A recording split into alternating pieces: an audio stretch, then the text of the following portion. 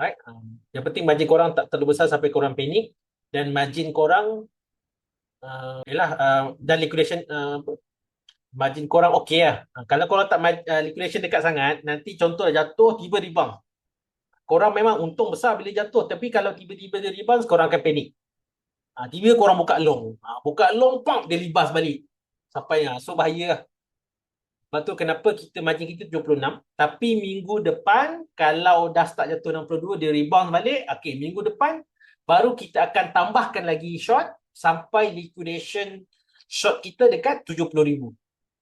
Sekarang jangan buat 70,000 lagi sebab kita tak tahu kalau dia nak rebound. Right? Kita tahu tiba-tiba dia rebound ke apa, kita tak boleh nak ramal. Tiba-tiba ada news. Rebound. Okay? Kalau dia rebound tu rezeki lah, boleh tambah short lagi.